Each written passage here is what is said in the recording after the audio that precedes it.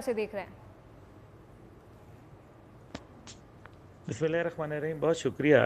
ایک طویل عرصے سے ہم دیکھتے ہیں کہ جی پاکستان ایک نازک موڑ پر کھڑا ہے، لیکن اب اس نازک موڑ کے حالات بدلنے والے ہیں اور انشاءاللہ تعالی یہ ایک خوشگوار راستے میں تبدیل ہونا جا رہا ہے۔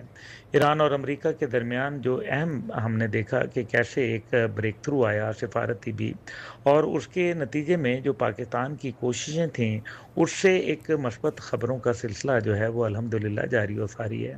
اب آئندہ 3 ماہ کے لیے ایران پر جو عائد تیل کی پابندیاں اور پیٹروکیمیکلز کی مصنوعات پر پابندیاں عالمی منڈی کے حوالے سے اب اجازت مل گئی ہے کہ آپ ان کے اندر نرمی کر دی گئی ہے، آپ اس کو بیچ سکتے ہیں، تو اس کے ساتھ ہی ایران کے منجمد اثاثے بھی جو ہے وہ ان کو انفریز کیا گیا ہے، جس کا مطلب ہے کہ پاکستان کے ساتھ اب ایران کا بارڈر جو ہے وہ الحمدللہ متحرک ہونے جا رہا ہے، اور کئی دہائیوں سے معاشی پابندیوں کا شکار ایران جو ہے وہ رہا ہے، اور پاکستان کے ساتھ بھی تقریباً $1.2 بلین کی جو ہم پیٹرول، ڈیزل اور دیگر تیل کی غیر قانونی اسمگل کرتے ہیں وہ بھی موجود ہے۔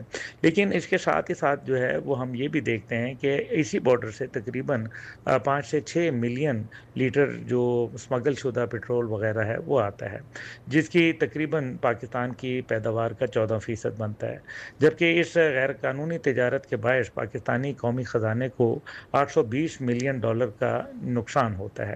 اب اگر یہ ایک پرماننٹ بارڈر ہوتا ہے، ایک ایسا بارڈر جو ہر چیز جس میں قانونی ہوتی ہے، تو الحمدللہ یہ ہمارا نقصان کا ازالہ ہو سکتا ہے، تجارت کو فروغ ملے گا، اور ظاہر ہے یہ 900 کلومیٹر طویل بارڈر ایران کے ساتھ ہماری قسمت کو بدل سکتا ہے۔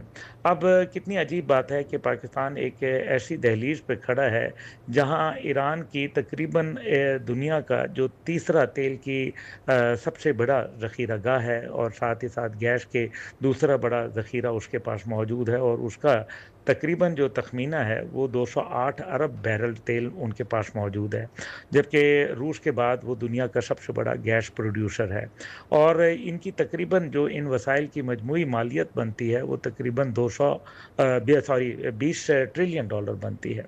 اب اگر اتنی توانائی اور یہ دولت ہمارے دروازے کے سامنے موجود ہے اور پھر بھی پاکستان اپنے معاشی مشکلات حل نہیں کر سکتا، تو اس کی بہت ساری وجوہات ہیں جن کو ہم دیکھنا ہے کہ برسوں سے پابندیاں ہیں ایران کے اوپر، ہمارے پالیسیوں اور سست فیصلوں نے اس موقع کو کافی حد تک منجمد کیا ہوا ہے۔ اگر جس طرح سے مزید کمی آتی ہے، امریکہ جس طرح سے کر رہا ہے، تو پھر تو خام تیل، پیٹرول، ڈیزل، فرنس آئل یہ باقاعدہ ہم درآمد کر سکتے ہیں، اور ساتھ ہی ساتھ LPG، نفتا، ایتھین اور دیگر پیٹروکیمیکل مصنوعات جو ہے اس کی تجارت سے بھی ہم کئی ارب ڈالر جو ہے وہ ہم اس کو حجم کو پہنچا سکتے ہیں۔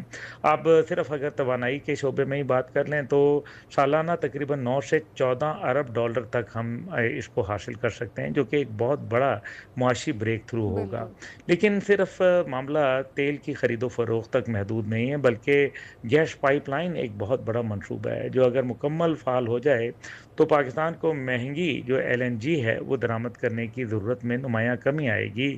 تقریباً 750 سے 1000 ملین مکعب فٹ قدرتی گیس جو ہے وہ پاکستان پہنچ سکتی ہے، جس سے ہر سال تقریباً 5 سے 7 ارب ڈالر تک بچت ممکن ہے۔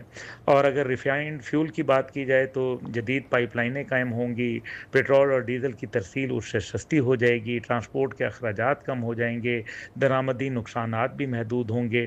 اس سے اسی شعبے کے اندر ہم 1 سے 2 ارب ڈالر سالانہ بچت کر سکتے ہیں، یعنی کہ کوئی نئی دریافت نہیں ہے، صرف بہتر منصوبہ بندی کے ذریعے 6 سے 9 ارب ڈالر تک کا اضافی پاکستان کو فائدہ حاصل ہو سکتا ہے۔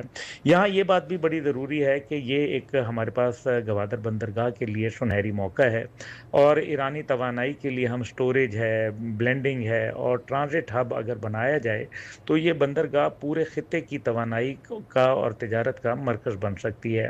اس سے پاکستان کو اربوں ڈالر کی آمدنی حاصل ہوگی، نہ صرف یہ بلکہ چین، وسطی ایشیا اور مشرق وسطی کے درمیان تجارتی راہداری بھی مزید جو ہے وہ مستحکم ہوگی۔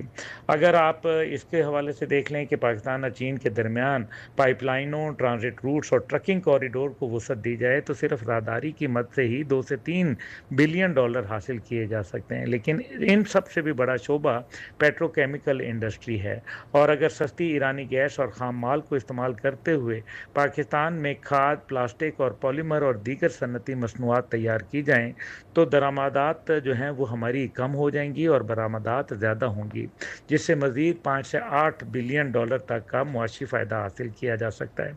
अब इन सब को अगर इकट्ठा करके देखा जाए तो तकरीबन 23 से 36 अरब डॉलर तक का मुआशी फ़ायदा हम हासिल कर सकते हैं। ये सिर्फ़ एक तजारती मंसूबा नहीं, बल्कि पाकिस्तान की मईशत के लिए एक तारीख़ी मौका भी साबित हो सकता है। याद रखें, पाकिस्तान का सबसे बड़ा मसला रुपए की कमी नहीं, बल्कि डॉलर की कमी है। हर साल हम तकरीबन 20 से 25 हज़ार अरब डॉलर सिर्फ तेल, LNG और दीगर तवानाई मसनूआत दरामद करने पर खर्च कर देते हैं। अगर इन जी। दरामदात का एक हिस्सा ईरान से सस्ती तवानाई के ज़रिए पूरा होने लग जाए, तो यही बचने वाले डॉलर पाकिस्तान के ज़र मुबादला को मजबूत जो है वो कर सकते हैं। अगर हम लेकिन फिर सवालात तो बहुत सारे जन्म लेते हैं कि इतना बड़ा अगर मौका है तो फ़ायदा क्यों नहीं उठाते? उनकी 3 बुनियादी वजूहात हैं। सबसे पहले बैनुल अक़वामी पाबंदियाँ, जिनकी वजह से बैंक, इंश्योरेंस कंपनियाँ और बड़े सरमायादार जो हैं वो सरमायादार ईरान से मुतल्लिक मंसूबों से दूर हैं। और दूसरी वजह ये है कि हमारी पॉलिसियों का गैर यकीनी होना। पाकिस्तान में आपको पता है गैर यकीनी पॉलिसियाँ हैं, जहाँ सरमायाकारों को अक्सर मुआहदों, अदायगियों और हुकूमती फ़ैसलों पर एतमाद ही नहीं रहा। जबकि तीसरी वजह मुख्तलिफ़ वजारतें हैं, इदारों और सूबों के दरमियान इख्तियारात की तक़सीम है, जिसके बायस बड़े मनसूबे जो हैं वो बरसों तक फ़ाइलों में दबे रहते हैं। अगर हम मुस्तकिल मिजाजी से काम करेंगे तो सूरत हाल बहुत तेज़ी से बदल सकती है, और हमें याद रखना चाहिए कि ऐसे मौके पर सरमाया इंतज़ार नहीं करता, बल्कि दौड़ लगाकर आपकी तरफ आता है। चीन गवादर के ज़रिए अपनी ज़ाहिर है सरमायाकारी मज़ीद बढ़ाने की कोशिश करेगा। इसी तरह से तुर्किया ख़ित्ते में अपनी तिजारती पोजीशन को मज़बूत बनाएगा, जबकि ख़लीजी ममालिक भी ईरानी तवानाई मंसूबों में दिलचस्पी लेंगे। जो मुल्क पहले फ़ैसला करेगा वो पहले फ़ायदा उठाएगा, बिल्कुल। जबकि ताख़ीर करने वाले मुल्क सिर्फ़ एक दूसरे का मुँह देखते रह जाएंगे और दूसरे ममालिक की राहदारी इस्तेमाल करने पर मजबूर हो जाएंगे। इन सब को अगर सामने जोड़ कर रखें तो मेरा ख़्याल है कि सबसे ज़्यादा ज़रूरी इस बात के ऊपर आती है बात कि पाकिस्तान जो है वो अब अपनी उसको तैयारी मुकम्मल करनी होगी। तवानाई के मंसूबे के लिए मजबूत हुकूमती ज़मानतें।